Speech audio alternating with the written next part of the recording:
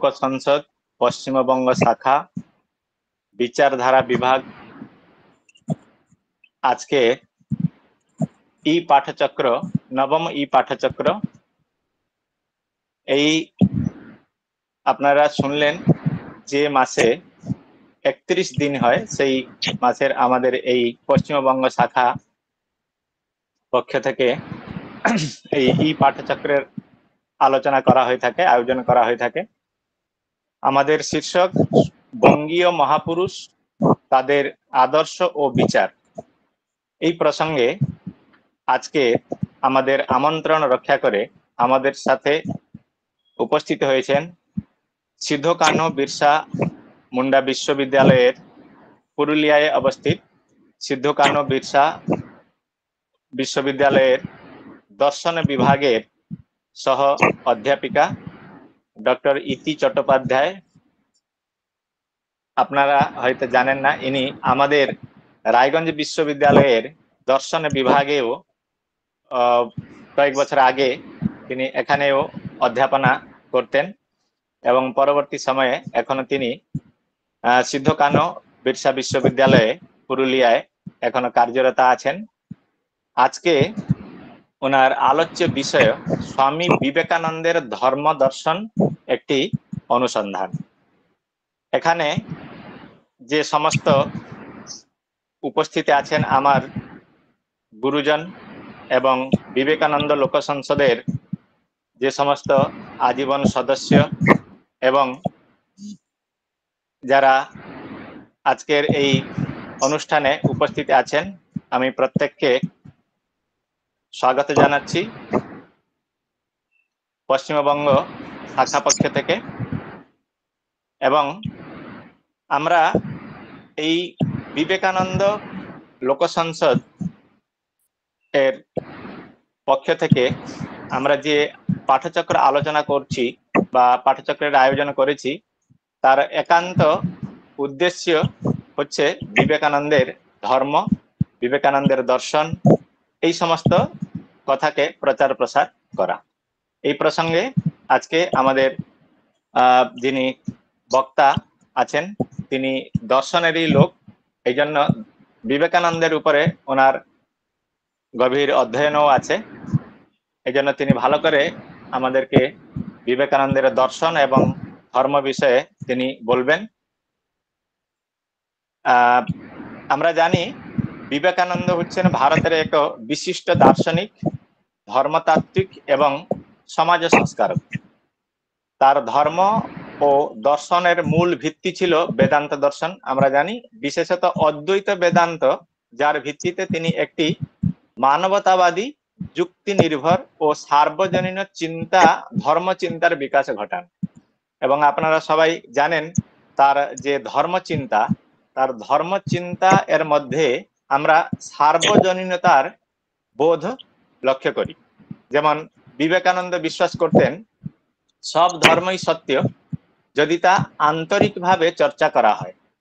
তিনি সকল ধর্মের মধ্যে মূল ঐক্য ও সর্বজনীন সত্যকে খুঁজে পেয়েছিলেন এবং তার ব্যক্তিগত অনুভবের উপরে তিনি গুরুত্ব দিয়েছিলেন এবং তিনি বলেছিলেন ধর্ম হলো আত্মার উপলব্ধি, অর্থাৎ সংস্কৃতে যেটাকে আমরা বলে থাকি আত্মানম বিদ্ধি, অর্থাৎ আমি কে, আমি কোথায় থেকে এসেছি, আমার এখানে কর্তব্য কি, এইগুলোকে আমরা যেভাবে জানতে পারি বই পড়ে বা শাস্ত্র শুনে নয়, নিজের সাধনা এবং অভিজ্ঞতার মাধ্যমে ঈশ্বরকে জানতে হবে।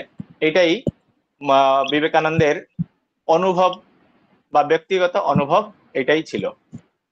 এবং তার আরেকটি বিষয় যেটাকে আমরা সবাই জানি, তিনি সেবার উপরে গুরুত্ব দিয়েছেন। এবং বিবেকানন্দের সেই বিখ্যাত উক্তি আপনারা সবাই জানেন, জীবে প্রেম করে যেই জন সেই জন সেবিছে ঈশ্বর। অর্থাৎ তিনি ঈশ্বরকে মন্দিরে নয় মানুষের মধ্যেই দেখতে চেয়েছিলেন।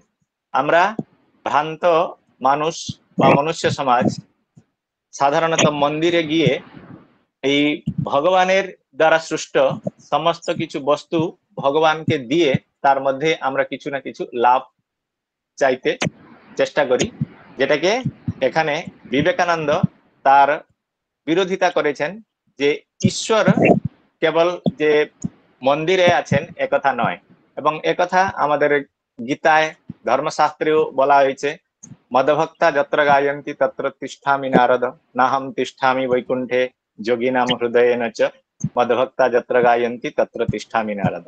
সুতরাং জীবে প্রেম করে যেইজন সেইজন সেবিছে ঈশ্বর। অর্থাৎ ঈশ্বরের সত্তাকে যদি আমরা প্রত্যেক প্রাণীর মধ্যে অনুভব করতে পারি, এবং সেই প্রাণীর সেবা হবে প্রকৃত ঈশ্বর সেবা, এটাই বিবেকানন্দের ধর্ম ছিল। এবং বিবেকানন্দের দর্শনের প্রতি যদি আমরা দৃষ্টি নিক্ষেপ করি, তিনি অদ্বৈত বেদান্তের উপরে গুরুত্ব আরোপ করেছেন। তিনি শ্রী রামকৃষ্ণ পরমহংস দেবের প্রভাবে অদ্বৈত বেদান্ত মত গ্রহণ করেছিলেন। বিশ্বে একমাত্র চেতনা বা ব্রহ্মই সত্য, যেটাকে আমরা বলে থাকি ব্রহ্ম সত্যম জগন মিথ্যা, এইভাবে। এবং বহুত্ব বা পৃথকত্ব মায়া মাত্র, যেটাকে পরবর্তী সময়ে যে বহু ঈশ্বরবাদ এবং জীব ব্রহ্মের যে ভেদ কল্পনা, এইগুলো মায়া মাত্র তিনি তার দর্শনে প্রতিপাদন করেছেন।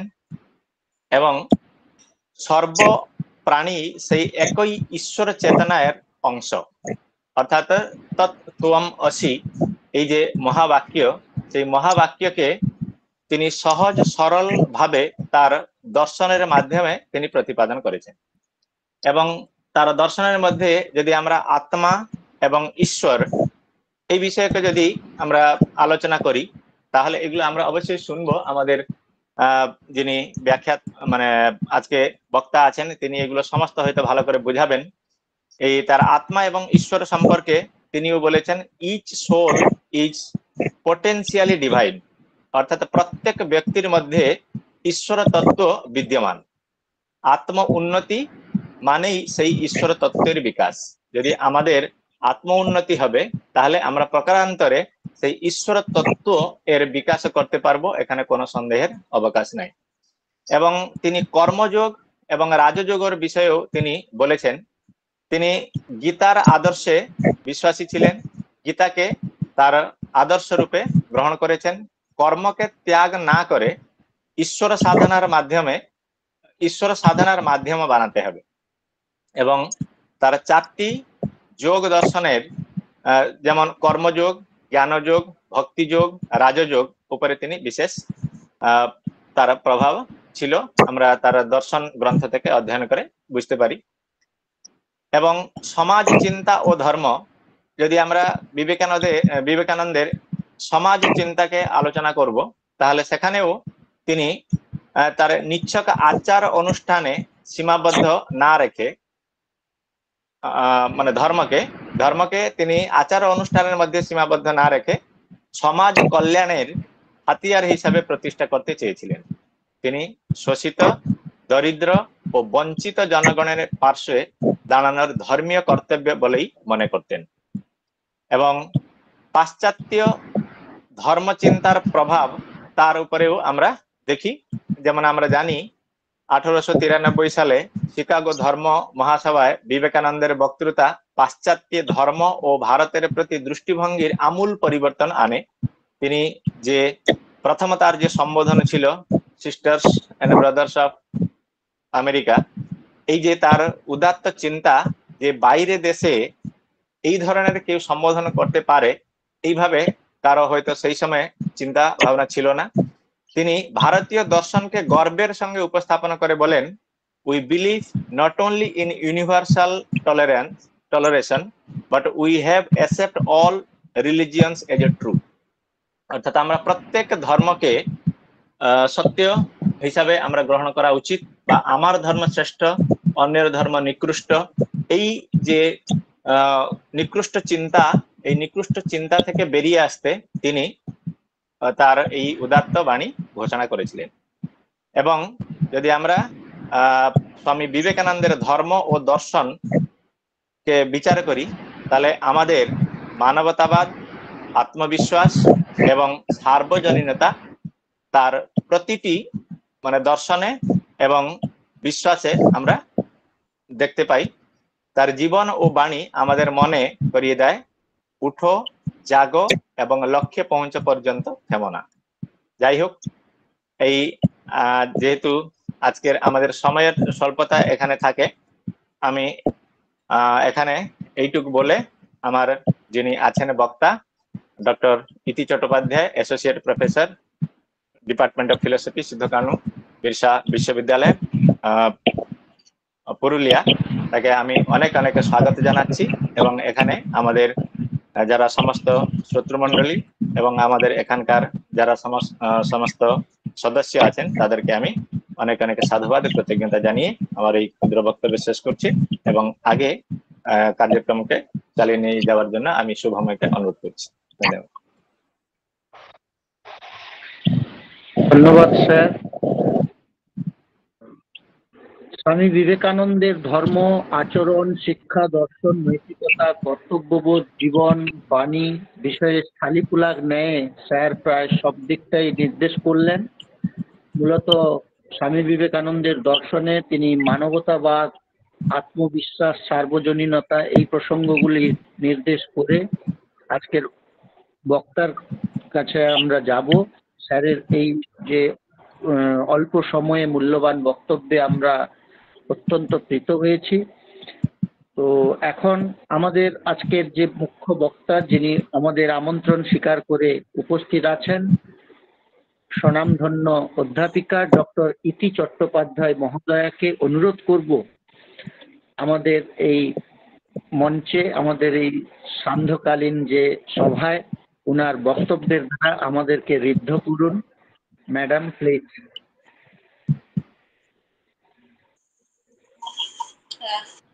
নমস্কার, প্রত্যেককে শুভ সন্ধ্যা। প্রশান্ত দা আমার তো খুবই পরিচিত একজন মানুষ এবং আমরা একসাথে কাজকর্ম করেছি, সেই অর্থের জন্য প্রশান্ত দাই বলছি। তো প্রশান্ত দা আমাকে একদিন বললেন এই অনুষ্ঠানের কথা, তো আমি বললাম ঠিক আছে, আমি অল্প অল্প এর উপর কিছু করেছি বা লিখেওছি, তো সুতরাং আমি চেষ্টা করব স্বামীজির চিন্তা ভাবনায় ধর্ম কিভাবে এসেছে সেটুকু বলার চেষ্টা মাত্র। জানি না কতটা কি করতে পারবো, তবু ভালো লাগবে যে আপনাদের এই সন্ধ্যায় আপনাদের সঙ্গে কিছুটা সময় হলো থাকবো, আপনাদের কাছ থেকেও জানবো। এবং প্রশান্ত দা ইতিমধ্যে অনেকটাই বলেছেন, তো আমি চেষ্টা করছি যে আমি যেটুকু জানি বা পড়েছি তার বিভিন্ন যে বই লেখা, মাঝে মাঝে আমি হয়তো ভিডিওটা অফও করবো, কারণ তাহলে হয়তো পরিষ্কার হবে। তো যাই হোক, তো সেইগুলোর তার কমপ্লিট ওয়ার্কস, তার বিভিন্ন চিঠিপত্র, এইগুলোর মাধ্যমে যেটুকু বুঝতে পেরেছি আমি সেটুকুই বলার চেষ্টা করছি। আজকে আমার বক্তব্য বিষয় হচ্ছে স্বামী বিবেকানন্দের ধর্ম দর্শন একটি অনুসন্ধান। তো বক্তব্যে প্রবেশের আগে আমাদের প্রথমে কতগুলো জিনিসের একটু অর্থ জেনে নেওয়া প্রয়োজন। যেমন আমি এখানে মূলত তিনটে শব্দ ব্যবহার করেছি, একটা হচ্ছে ধর্ম, আর একটা হচ্ছে দর্শন, আর একটা হচ্ছে ধর্ম দর্শন। তো প্রথমে এই শব্দগুলোর মানে যদি আমরা না জানি তাহলে সেই বিষয়টিকে নিয়ে আলোচনা করা বোধহয় একটু অসুবিধাজনক। তো সেই জন্য প্রথমে আমরা ধর্ম বলতে কি এটা একটু জানার চেষ্টা করব। আমরা প্রত্যেকেই অবগত আছি যে ধর্ম একটা অত্যন্ত গুরুত্বপূর্ণ বিষয়, এবং একটা সমীক্ষায় দেখা গেছে যে পৃথিবীর প্রায় 80% মানুষ কোনো না কোনো ধর্মে বিশ্বাসী, এবং এটাও বিশ্বাস করা হয় যে পৃথিবীতে মানুষের আবির্ভাবের সঙ্গে সঙ্গেই ধর্মেরও আবির্ভাব ঘটেছে। কিন্তু ধর্ম কি বা কিভাবে ধর্মের আবির্ভাব ঘটলো এটা সম্পর্কে কিন্তু কোনো সুনিশ্চিত সিদ্ধান্তে উপনীত হওয়া যায়নি। কারণ আমরা জানি যে ধর্ম কিন্তু একটা সংস্কৃত শব্দ, যেটা এসেছে ধৃ ধাতু থেকে, এবং এর ধাতুগত অর্থ হচ্ছে হুইচ আপহোল্ডস দ্য সোসাইটি, অর্থাৎ সেটাই যেটা আমাদের এই সমাজকে ধরে রেখেছে, অর্থাৎ টিকিয়ে রেখেছে। কিন্তু একাডেমিক সার্কেলে এই ধর্ম কথাটির সর্বজনগ্রাহ্য কোনো সংজ্ঞা কিন্তু নেই। কেউ ধর্মকে কর্তব্য বলেন, কেউ ধর্মকে কোনো একটা সুপার ন্যাচারাল বিইং এ বা গড অ্যাবসলিউট যে যেমন নামকরণ করেছেন তার উপর বিশ্বাস বলেন ইত্যাদি। এবং কেন ধর্মের সাধারণত ইংরেজি করা হয় রিলিজিয়ান, যদিও রিলিজিয়ান এবং ধর্ম এক জিনিস নয়। এখন ধর্ম একটা অত্যন্ত বিমূর্ত শব্দ, তাকে হাত দিয়ে দেখা সরানো যায় না, চোখ দিয়ে দেখা যায় না, বুদ্ধি দিয়েও জানা যায় না। এটা ট্রান্স এম্পিরিক্যাল, ট্রান্স রেশনাল, এটা হচ্ছে একটা উপলব্ধির বিষয়। এখন এই জিনিসটা বিভিন্ন জনের কাছে বিভিন্ন রকম হতে পারে। একজন দার্শনিকের কাছে ধর্ম যা, একজন ধর্মীয় ব্যক্তিত্ব তার কাছে ধর্ম সেটা নাও হতে পারে। একজন মনস্তত্ত্ববিদের কাছে আবার ধর্ম অন্যরকম হতে পারে। একজন সোশিওলজিস্ট যিনি তার কাছে আবার ধর্ম অন্যরকম হতে পারে। তার কারণ হচ্ছে যে পৃথিবীতে অসংখ্য ধর্ম আছে, কত ধর্ম আছে আমরা নিজেরাও জানি না। এবং সেই ধর্মগুলোর মধ্যে এমন কোনো একটা কমন কিছু, মানে সাধারণ কোনো কিছু খুঁজে পাওয়া যাচ্ছে না যা দিয়ে আমরা ধর্মের একটা সর্বজনগ্রাহ্য সংজ্ঞা নির্ধারণ করতে পারি। তো যাই হোক, এবং ধর্মের উৎপত্তির ক্ষেত্রেও তাই, এখানেও বিভিন্ন তত্ত্ব আছে, কিছু নৃতাত্ত্বিক তত্ত্ব আছে, কিছু সাইকোলজিক্যাল তত্ত্ব আছে, কিন্তু সেসব বিষয়েও কিন্তু কোনো সুনিশ্চিত সিদ্ধান্তে আসা যায়নি। এখন আসা না গেলেও ধর্ম ব্যাপারটাকে তো অস্বীকার করা যাচ্ছে না, যদিও আমরা পরবর্তীকালে দেখব যে কিভাবে ধর্মকে অস্বীকার করার চেষ্টা হয়েছিল এবং তার ফল কি হয়েছিল।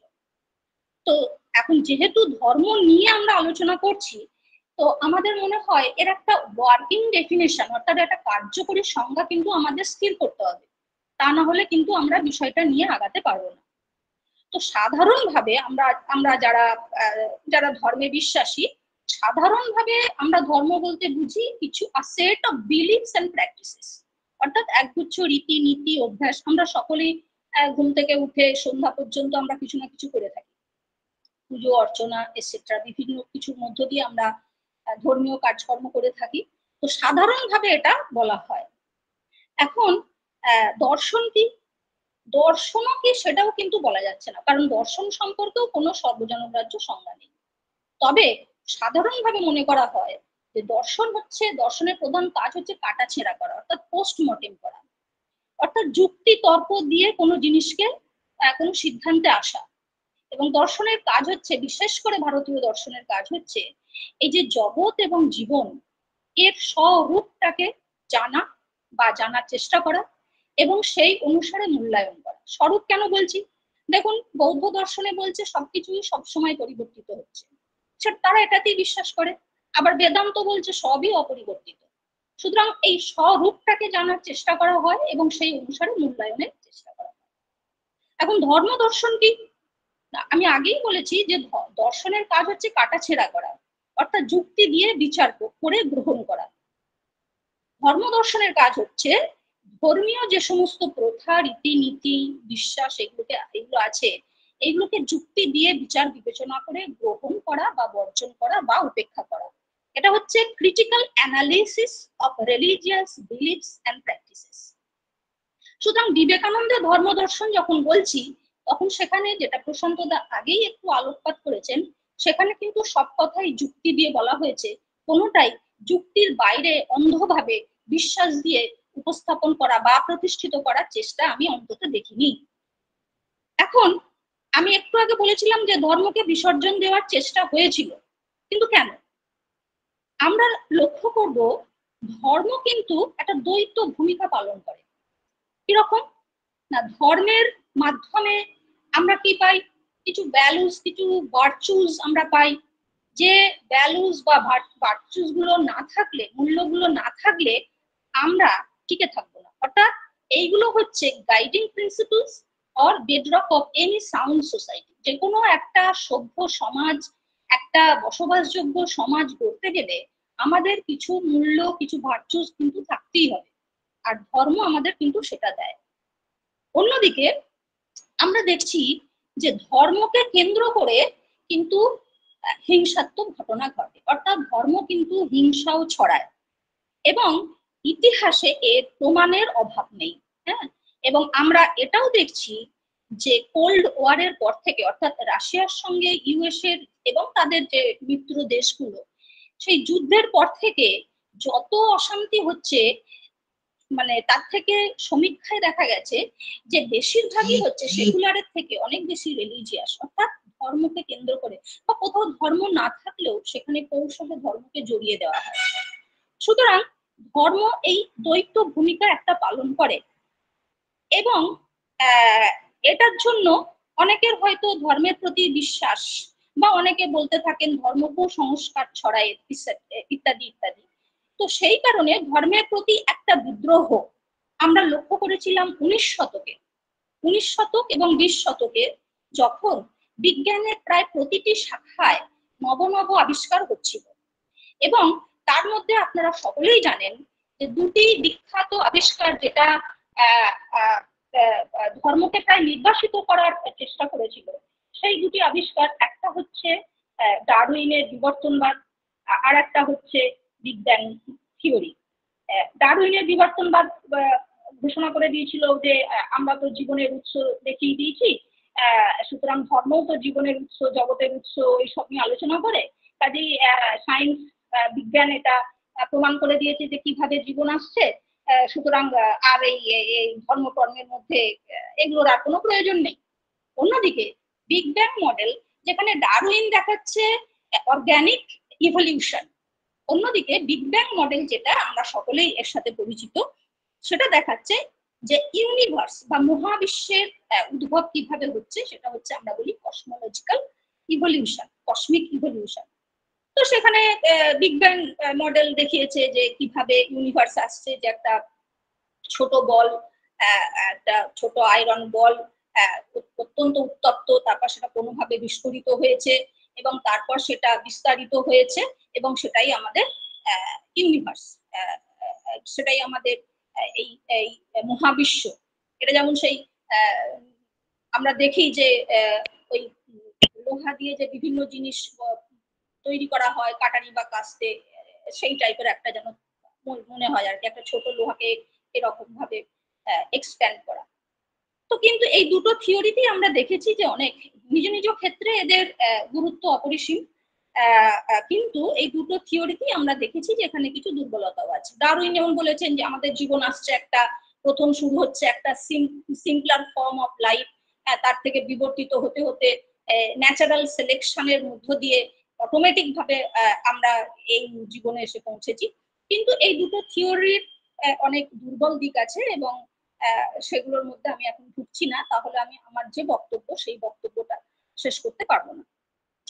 এখন এখানে মনে হতেই পারে যে এই দুটো তত্ত্ব তো একটা জীবনের উৎস আর একটা জগতের উৎস বা মহাবিশ্বের উৎস, এই দুটো তো দেখিয়েই দিল, তাহলে ধর্মও তো এগুলো নিয়ে আলোচনা করে। আমরা ওল্ড টেস্টামেন্টে দেখেছি যে কিভাবে 6 দিনে এই জগৎ এবং জীবন সৃষ্টি করা হয়েছে, এই জগতের উৎস, জীবনের উৎস, এই নিয়ে তো আমাদের ধর্মীয় যে সমস্ত শাস্ত্র আছে সেগুলো তো আলোচনা করে। তাহলে এই যখন বিজ্ঞান প্রমাণ করে দিল, তখন আর এইসব ধর্মে টর্মের কি প্রয়োজন আছে? কিন্তু দেখা গেছে যে এই দুটি তত্ত্বের মধ্যে আমরা কিন্তু কোথাও ভ্যালুস বা আমাদের মরালিটি, নৈতিকতা, এইগুলো কিন্তু কোথাও আমরা খুঁজে পাই না। প্লাস বিগ ব্যাং মডেল যেখানে আমরা বলছি যে একটা হট বল, এই হট বলটা কোথা থেকে এলো? আচ্ছা, দ্বিতীয়ত হচ্ছে আগুন না হলে তো বিস্ফোরণ হয় না, আগুনটাকে ধরালো। তৃতীয়ত হচ্ছে যে ওই হট বলটা থাকার জন্য একটা স্পেস এবং টাইম লাগে, দেশকাল লাগে, সেইটা শুরু হলো কিভাবে? তা এই শুরুগুলো কিন্তু বিগ ব্যাং মডেল তার ব্যাখ্যা দিতে পারেনি। প্লাস উপরন্তু আমরা দেখি যে সায়েন্স ব্যর্থ হয়েছে যে কনসাসনেসের উৎপত্তি, চেতনার উৎপত্তি কিভাবে হয়েছে তার ব্যাখ্যা দিতে। সুতরাং ধর্ম যে কিনা এই সবগুলো নিয়ে আলোচনা করে, শুধু তাই নয়, আরো যে সমস্ত এক্সিস্টেন্সিয়াল প্রবলেমস আমরা প্রত্যেকে এইগুলোকে মানে আমরা অভিজ্ঞতায় বা আমরা মুখোমুখি হই, যেমন ধরুন জন্ম, মৃত্যু, রোগ, শোক, জরা, ব্যাধি, এইগুলোর মুখোমুখি কিন্তু আমরা হই। এইগুলো কিন্তু ধর্মই আলোচনা করে, সেখান থেকে আমরা কিন্তু কিছু সান্ত্বনাও বলুন বা যাই বলুন সেগুলো পাই, সেটাকে অবলম্বন করে আমরা চলি। বিজ্ঞান কিন্তু এগুলো নিয়ে কোনো আলোচনা করে না। বিজ্ঞান শুধু আলোচনা করছে সার্ভাইভাল অ্যান্ড রিপ্রোডাকশন, কিন্তু এই দুটো নিয়ে তো মানুষের জীবন চলতে পারে না। এবং আমরা এটাও দেখেছি যে বর্তমানকালে প্রচুর রিসার্চ হচ্ছে, গবেষণা হচ্ছে, যেখানে কিনা দেখাচ্ছে যে ধর্মের এবং স্পিরিচুয়ালিটি এই দুটোকে অল্টারনেটিভ মেডিকেল টুল হিসাবে ব্যবহার করা হচ্ছে। অর্থাৎ আমরা দেখছি যে যে সমস্ত দুরারোগ্য অনেক ব্যাধি আছে, সেখানে কিন্তু এই দুটোকে ব্যবহার করে ব্যাধি দুরারোগ্য সেটাকে নির্মূল করা না গেলেও কিছু উপশম দেওয়া যাচ্ছে, এবং রোগীকে তার যে রোগটা সেটা সে সহজে অ্যাকসেপ্ট করতে পারছে, এবং কখনো কখনো হসপিটাল ভিজিটও কম হচ্ছে এই কাউন্সেলিং বা যাই বলুন না কেন এই ধর্ম নামক বিষয়টি ব্যবহার করে। এবং আমরা এটাও জানি যে প্রতিটি ধর্মের মধ্যে প্রেয়ার বা প্রার্থনা কিন্তু আছে, এবং সেই প্রার্থনার একটা পাওয়ার আছে, শক্তি আছে, সেটা ইন্ডিভিজুয়াল ব্যক্তিগতভাবে হোক বা ডিস্ট্যান্ট হোক, কিন্তু সেই প্রার্থনাটা কি করে, সেই প্রার্থনাটা রোগী বা রোগীর আত্মীয় স্বজন তাদের মধ্যে একটা একটা একটা ইন্টারনাল স্ট্রেংথ, ভিতরে ভিতরে একটা শক্তি জুগিয়ে দেয়, যার ফলে সেই রোগটার সঙ্গে কোঅপারেট করা অনেকটা সুবিধা হয়। এবং সায়েন্স এটাকে গবেষণা করে দেখেছে যে এই প্রেয়ার বা প্রার্থনার ফলে আমাদের মস্তিষ্কে এক রকমের রাসায়নিক পদার্থের সিক্রেশন হয়, যেটাকে বৈজ্ঞানিকরা পেন কিলারের সঙ্গে তুলনা করেছে। কাজেই বিজ্ঞান ধর্মের কিন্তু বিজ্ঞানের অবদান অস্বীকার করছি না, কিন্তু ধর্মকেও কিন্তু বিজ্ঞান নির্বাসিত করতে পারেনি। যদি পারতো তাহলে ওই 19-20 শতকেই করে দিত, কিন্তু তখন যখন পারেনি, সুতরাং ধর্মের নির্বাসন সম্ভব নয়, কারণ এই জিনিসগুলো কিন্তু আমরা ধর্মের মধ্যে পাই। এখন তাহলে আমরা দেখলাম তো, তাহলে কি করা যায়? এখন ধর্ম একদিকে কিছু ভ্যালুজ বা নৈতিকতা, মরালিটি এইগুলো আমাদের শিক্ষা দেয়, অন্যদিকে ধর্মকে কেন্দ্র করে কিছু হিংসাত্মক ঘটনাও ঘটে। সুতরাং ধর্ম এই এই এই দ্বৈত ভূমিকা পালন করে। তাহলে এর হাত থেকে আমরা কিভাবে রেহাই পেতে পারি? তো সেক্ষেত্রে আমরা যদি স্বামী বিবেকানন্দের দৃষ্টিভঙ্গিতে বা তাঁর চিন্তাধারায় ধর্ম কিভাবে ধরা দিয়েছে সেইটা, বা তিনি ধর্ম সম্পর্কে তার চিন্তা ভাবনা কি, যদি আমরা দেখি, তাহলে আমরা তার চিন্তা ভাবনাকে একটা টুল হিসাবে, একটা উপায় হিসাবে ব্যবহার করতে পারি এই ধর্মের এই নেগেটিভ দিক থেকে বেরিয়ে আসার জন্য। এখন আমরা প্রত্যেকেই জানি, যে প্রশান্ত দাও বললেন যে বিবেকানন্দ ধর্মে বিশ্বাসী, কিন্তু আমি আগেই বলেছি যে ধর্ম দর্শনের কাজ হচ্ছে যুক্তি দিয়ে প্রতিষ্ঠা করা। কিন্তু কেন তিনি ধর্মে বিশ্বাসী? না, বিবেকানন্দ বলছেন যে তিনি বিশ্বাস করেন যে মানুষের শরীরে, বা এই মানুষ একটা সমগ্র মানুষ, তার মধ্যে 3টি অংশ আছে। একটা হচ্ছে তার শারীরিক দিক, আরেকটা হচ্ছে তার মানসিক দিক, এবং আরেকটা হচ্ছে তার আধ্যাত্মিক দিক, স্পিরিচুয়াল পার্ট। এবং ধর্ম এই এই এই এই মানুষের এই আধ্যাত্মিক দিক থেকে ধর্মের উৎপত্তি। এবং তো দেখা যাচ্ছে যে তিনি বলছেন যে আমাদের জীবনে ছোটবেলায় খুব বেশি বোঝা না গেলেও যত আমাদের বয়স বাড়তে থাকে, আমরা একটা জিনিস উপলব্ধি করি যে এই যে জগৎ এবং জীবন, এইটা নিয়ে কিন্তু আমরা সন্তুষ্ট হতে পারি না, আমরা এর বাইরে যাওয়ার চেষ্টা করি, অর্থাৎ এটাকে আমরা ট্রান্সেন্ড করার চেষ্টা করি, এবং এর বাইরে গিয়ে আমরা কিছু একটা খুঁজি, কিছু একটা পাওয়ার চেষ্টা করি। বিবেকানন্দ বলছেন ওই যে কিছু একটা খুঁজছি, কিছু একটা পাওয়ার চেষ্টা করছি, ওটাই হচ্ছে ধর্ম। সুতরাং এইটা যখন আমরা প্রত্যেকেই করে থাকি, সুতরাং ধর্মকে তাহলে আমরা স্বীকার করতে বাধ্য। এখন এই ধর্মের যে ব্যাপারটা তিনি বলছেন, যে তিনি দেখিয়েছেন, আমরা পরে দেখবো যে এই প্রতিটি ধর্মেরই কিন্তু 3টি অংশ আছে। একটা তার ফিলসফিক্যাল দিক, ফিলসফি, মাইথোলজি অ্যান্ড রিচুয়াল, অর্থাৎ একটা তার দর্শনের দিক, আর একটা হচ্ছে তার পুরাতত্ত্বের দিক, আর একটা হচ্ছে তার এই রীতি নীতি প্রথা এইসবের দিক। আর এটাও বলছেন যে প্রতিটি ধর্মের এই তিনটে দিক আলাদা আলাদা, অর্থাৎ আমরা খুঁজে পাবো না কোনো ইউনিভার্সাল ফিলসফি, কোনো ইউনিভার্সাল মাইথোলজি কোনো ইউনিভার্সাল রিচুয়াল খুঁজে পাবো না, আলাদা আলাদা। কিন্তু সেই সঙ্গে তিনি আবারও বলছেন যে এটা হলো ধর্মের একটা দিক। অন্যদিকে আমরা দেখি ধর্মকে তিনি আবার দুটো ভাগে ভাগ করছেন, একটা হচ্ছে তার বাহ্যিক দিক আর একটা হচ্ছে তার অন্তরের দিক। বাহ্যিক দিকটা তিনি বলছেন যেটা তিনি খুব একটা গুরুত্ব দিতে চাননি, যেটা হচ্ছে প্রথা রীতিনীতি।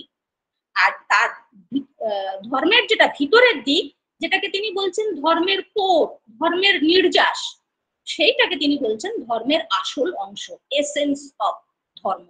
সেটাই হচ্ছে ধর্মের আসল অংশ। সে আসল অংশটা কি আমরা পরে দেখব।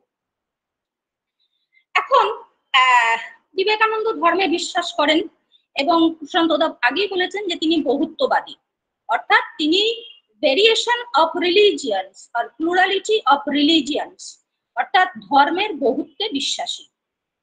এখন আমরা অনেকেই একটু ভালো সাজার জন্য সকলকে বলি যে হ্যাঁ সবই ঠিক আছে, সবই ভালো, এই সেই রকম আমরা বলি ভালো থাকার জন্য, অন্যের কাছে নিজেকে ভালো প্রতিস্থাপিত বা তুলে ধরার জন্য। কিন্তু এখানে আমরা দেখব তিনি যে বহু ধর্মে বিশ্বাসী তার পিছনেও তিনি যুক্তি দিচ্ছেন। কি বলছেন? তিনি বলছেন যে পৃথিবীতে তো অনেক ধর্ম আছে, যেটা আমরা আগে বলেছি, আমরা নিজেরা জানি না কত ধর্ম আছে, কিন্তু কয়েকটা ধর্মকে প্রধান ধর্ম বলা হয়, মেজর রিলিজিয়ান। হ্যাঁ, তার মধ্যে যেমন আছে আমাদের হিন্দু ধর্ম, আছে ইসলাম ধর্ম, তারপর খ্রিস্টান ধর্ম, হ্যাঁ, তারপরে আছে ইহুদি ধর্ম, বৌদ্ধ ধর্ম, জৈন ধর্ম। এইগুলোকে প্রধানত প্রধান ধর্ম বলা হয়, এবং কেন বলা হয় তার পিছনেও যুক্তি আছে। এখন তিনি বলছেন যে এই যে ধর্মগুলো আবির্ভূত হয়েছে, তাদের আবির্ভাবের কাল থেকে এখনো পর্যন্ত ধর্মগুলো টিকে আছে, এবং শুধু টিকে নেই, এরা বংশ বিস্তার করছে, অর্থাৎ পৃথিবীর বিভিন্ন জায়গায় এগুলো ছড়িয়ে পড়ছে। তো কখন একটা জিনিস থাকে, যখন সেটা যোগ্য হয়, যখন মানুষ সেটাকে গ্রহণ করে। আমরা তো ডারউইনের একটা তত্ত্ব জানি, সার্ভাইভাল অফ দ্য ফিটেস্ট, যে ফিট সেই সার্ভাইভ করবে। তাহলে ধর্মগুলো যখন সার্ভাইভ করছে, তারা যখন বিস্তার লাভ করছে পৃথিবীর বিভিন্ন জায়গায়, তাহলে তারা যোগ্য টিকে থাকার জন্য। তারা যদি যোগ্য হয় তাহলে সেগুলোকে আমাকে তো মানতেই হবে। এবং কেন তারা যোগ্য? না, তিনি বলছেন যে প্রতিটি ধর্মের মধ্যে আত্মা আছে। আত্মা মানে কি? দেখুন, আত্মা না থাকলে তো দেহ থাকবে না। তা প্রতিটি ধর্মের মধ্যে আত্মা আছে।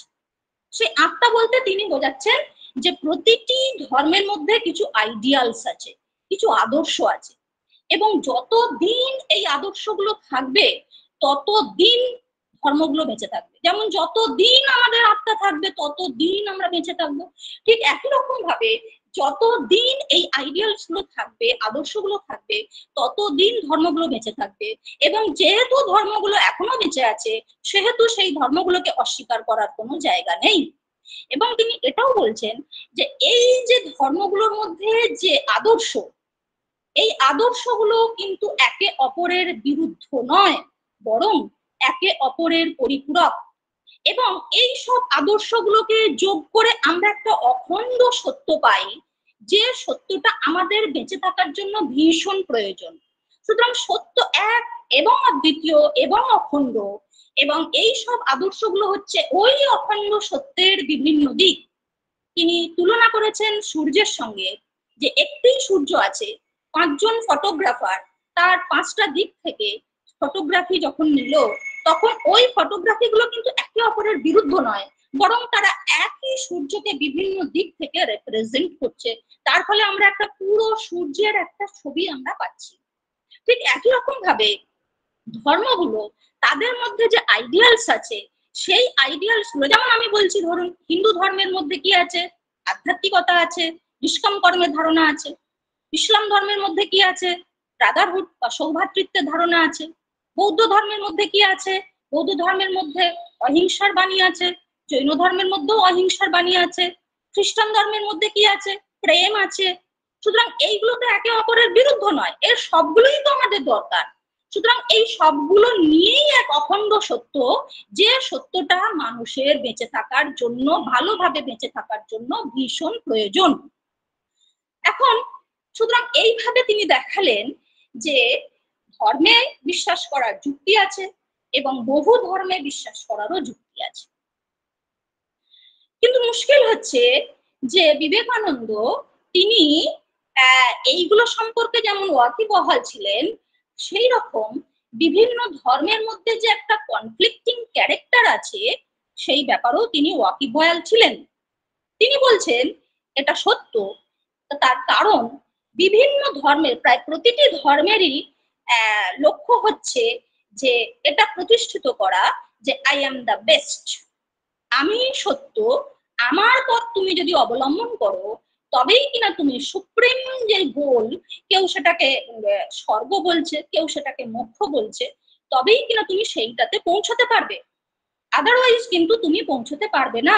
সুতরাং আই এম দ্য বেস্ট, এই যে এক্সক্লুসিভিস্টিক অ্যাটিটিউড বা একদেশদর্শী মনোভাব, এই মনোভাবের জন্যই কিন্তু বিভিন্ন ধর্মের মধ্যে বিরোধ লেগে থাকে। সুতরাং এক্সক্লুসিভিস্টিক অ্যাটিটিউড বা একদেশদর্শিতা হচ্ছে ধর্মকে কেন্দ্র করে অশান্তির বা হিংসাত্মক ঘটনার একটা প্রধানতম কারণ। দ্বিতীয় কারণ তিনি বলছেন সেটা হচ্ছে ধর্মান্ধতা, ফ্যানাটিটিজম। এই ধর্মান্ধতা তিনি বলছেন প্রত্যেকটা ধর্মের মধ্যে আমরা লক্ষ্য করি, যেখানে বলে যে এই ধর্মান্ধতাও আসছে ওই একদেশদর্শিতা থেকে, যে আমি ভালো, তোমরা সবাই আমার ধর্মে চলে এসো, এবং যদি না আসো তাহলে প্রথমে ভালো মুখে বলবো, যদি সেটা তুমি না শোনো তাহলে কিন্তু আমি হিংসাত্মক রাস্তাও নিতে বাধ্য হব। এই যে উন্মাদনা, এই যে ধর্মান্ধতা, এটাকে বিবেকানন্দ ড্রেডেড ডিজিজ অর্থাৎ ভয়ঙ্কর ব্যাধি এর সঙ্গে তুলনা করেছে। সুতরাং এই দুটি জিনিস, একটা হচ্ছে একদেশদর্শিতা, এই একদেশদর্শিতা দেখবেন শুধু ধর্মকে কেন্দ্র করে না, একটা বাড়িতেও কোনো কারোর যদি এরকম একদেশদর্শী মনোভাব থাকে যে আমি যা বলছি সেটাই ঠিক, আমিই ঠিক, তাহলে দেখবেন সেই পরিবারেও অশান্তি হয়। তো সুতরাং এই একদেশদর্শী মনোভাব এবং ধর্মান্ধতা, এই দুটোই হচ্ছে ধর্মকে কেন্দ্র করে বিদ্বেষ ছড়ানো বা অশান্তি ছড়ানোর মূল কারণ। এখন প্রশ্ন হচ্ছে যে তাহলে এই পরিস্থিতিতে কি করা যায়? কারণ আমি যেটা বলতে চেয়েছি, যে আমি দেখাতে চেয়েছি যে বিবেকানন্দের দৃষ্টিতে যে ধর্ম, সেটাকে আমরা একটা টুল হিসেবে ব্যবহার করতে পারি কিনা, অর্থাৎ এই যে বিদ্বেষ হানাহানি সেখান থেকে বেরিয়ে আসতে পারি কিনা। তো বিবেকানন্দ বলছে এই যখন পরিস্থিতি, তখন আমাদের একটু ধর্ম সম্পর্কে অন্যরকম চিন্তা ভাবনা করতে হবে। তখন তিনি ইউনিভার্সাল রিলিজিয়ান বা সার্বজনীন যে ধর্ম, সেই ধারণাটা দিলেন। সেটা কিছুই নয়, প্রশান্ত দা ইতিমধ্যেই বলে দিয়েছেন, সেটা হচ্ছে it is rooted in Vedanta, অদ্বৈত বেদান্ত। অদ্বৈত বেদান্তের মূল কথাই হচ্ছে ব্রহ্ম সত্য জগৎ মিথ্যা, জীব ও ব্রহ্ম নহ পর, অর্থাৎ ব্রহ্মই একমাত্র সত্য, জগৎ মিথ্যা, এবং জীব এবং ব্রহ্মের মধ্যে কোনো পার্থক্য নেই, তারা আইডেন্টিক্যাল। এবং সেখানে আপনারা সকলেই জানেন 5টা মহাবাক্য দিয়ে সেই যে আইডেন্টিক্যাল একাত্ম, সেটাকে প্রতিষ্ঠা করার চেষ্টা করা হয়েছে। বিবেকানন্দ এইখানটাকে ধরলেন, ধরে বললেন ও তার মানে প্রতিটা জীবাত্মার মধ্যেই ঐশী অংশ আছে, কারণ প্রতিটা জীবাত্মাই পরমাত্মার সঙ্গে অভিন্ন, আর পরমাত্মা মানে আমরা জানি সেটা সামথিং ঐশী, ঈশ্বর বা ঠিক মানে কি বলবো, একটা ডিভাইন। সুতরাং প্রত্যেকটা তাহলে জীবাত্মার মধ্যে সেই ঐশী অংশ আছে। তিনি বললেন যে ধর্ম হচ্ছে এই ঐশী অংশের প্রকাশ, অর্থাৎ religion is the manifestation of divinity already in man. মানুষের মধ্যে, মানুষ তৈরি হচ্ছে এই ঐশী অংশ দিয়ে, সুতরাং এর প্রকাশটাই হচ্ছে ধর্ম। এখন এই যে ঐশী অংশের কথা উনি বললেন, উনি বলছেন যে প্রতিটা রিলিজিয়ান, প্রতিটা ধর্ম, সেটা সেটা সচেতন ভাবে হোক বা অচেতন ভাবে হোক, তারা কিন্তু এই এই এই জিনিসটাকেই প্রকাশ করার চেষ্টা করে। তাদের রাস্তা আলাদা হতে পারে, কিন্তু প্রতিটা ধর্মই কিন্তু এই এই এই জিনিসটাকে বিভিন্ন আদর্শের মধ্য দিয়ে কিন্তু সেটাকে প্রকাশ করার চেষ্টা করে। তিনি এটাও বলছেন যে এটা অলরেডি এক্সিস্ট, কিন্তু it is very difficult to find out, but it already exist. কেন ডিফিকাল্ট বলছেন, কেন কঠিন বলছেন? না, তিনি বলছেন যে ইউনিভার্সাল রিলিজিয়ান বা সর্বজনীন ধর্ম মানে এটা নয় যে কোনো একটি পার্টিকুলার ধর্ম তাতে অন্যান্য সমস্ত ধর্মের লোককে কনভার্টেড হয়ে যেতে হবে, এটা নয়। যেটা গ্যালোয়ে বলেছিলেন, গ্যালোয়ে একজন ফিলসফার, তিনি বলেছিলেন যে তিনটি ধর্ম হচ্ছে ইউনিভার্সাল রিলিজিয়ান, সেটা হচ্ছে বৌদ্ধ, ইসলাম এন্ড খ্রিস্টান। হ্যাঁ, তিনি ইউনিভার্সালিজমের সংজ্ঞা দিয়েছিলেন, it is open to all. কিন্তু বিবেকানন্দ বলছেন যে কোনো একটি বা দুটি বা তিনটি ধর্ম এরকম সর্বজনীন ধর্ম নয়, সর্বজনীন ধর্ম এরকম কনসেপ্টই নয়, সর্বজনীনতা সকলের মধ্যে আছে। হ্যাঁ, এটা সম্ভবই নয় যে বিভিন্ন ধর্মের লোককে নিয়ে এসে একটি ধর্মে নিয়ে আসা, কারণ বৈচিত্র্য থাকবেই। তিনি বলছেন variation is the plan of the universe, অর্থাৎ আমাদের প্রকৃতির নিয়মই হচ্ছে বৈচিত্র্য থাকবে, সেই বৈচিত্র্যের মধ্যে ঐক্যও আছে, এটাও প্রকৃতির নিয়ম। সেই ঐক্যটাই হচ্ছে খুঁজে বের করা, এবং সেই ঐক্যটাকেই তিনি বলছেন সর্বজনীন ধর্ম, যেটা প্রতিটি ধর্মের মধ্যে আছে, আবার কোন একটি ধর্মের মধ্যে লিমিটেড বা সীমাবদ্ধ নেই। এটাই হচ্ছে ইউনিভার্সাল বা সর্বজনীন যে ধর্মের ধারণা বিবেকানন্দ দিয়েছেন, তার মূল কথা। এবং তিনি বলছেন যে এই ধর্ম ব্যাপারটা এটা কিন্তু আগেই বলেছি, এটা হচ্ছে একটা ইন্টারনাল ম্যাটার, এটা একটা ভিতরের জিনিস, যেটা হচ্ছে অভিজ্ঞতা দিয়ে পাওয়া যায় না, যেটা বুদ্ধি দিয়ে পাওয়া যায় না, যেটা হচ্ছে উপলব্ধির বিষয়। It is a matter of realisation. এটা কোনো টক নয়, অর্থাৎ কোনো উপদেশ নয়, এটা কোনো ডক্ট্রিন নয়, হ্যাঁ, কোনো মতবাদ নয়। হ্যাঁ, তিনি বলছেন যতই সুন্দরভাবে লোকে বলুক না কেন যে এসো তোমাদের ধর্ম শেখায়, যত ভালো ভালো কথাই বলুক না কেন, এটা ওই বিষয়ই নয়, এটা হচ্ছে পিওরলি রিয়েলাইজেশনের বিষয়, উপলব্ধির বিষয়। এবং এই উপলব্ধিটা যেভাবে করা যাবে সেই রাস্তাটাই তিনি বলছেন যে সেখানে আমরা যোগের মাধ্যমে এই উপলব্ধিটা করতে পারি। এবং সেই যোগ তিনি 4 রকম বলেছেন, একটা হচ্ছে কর্মযোগ, ভক্তিযোগ, রাজযোগ এবং জ্ঞান যোগ। যার মধ্যে কর্মযোগ মানে হচ্ছে যে শুধু কর্মের জন্য কর্ম করা, চাকরির ক্ষেত্রে বিশেষ করে কর্মযোগ এবং ভক্তিযোগের ক্ষেত্রে ফলের আশা না করা, কর্মের জন্য কর্ম করা, অর্থাৎ কর্মের মধ্য দিয়ে নিজের মধ্যে যে ডিভিনিটি আছে, নিজের মধ্যে যে ঐশী অংশ আছে, নিজের মধ্যে যে ঐশী গুণ আছে, সেটাকে উপলব্ধি করা। ভক্তির ক্ষেত্রে তাই, ভক্তিযোগের মাধ্যমে নিজের মধ্যে যে ঐশী অংশ আছে সেটাকে উপলব্ধি করা।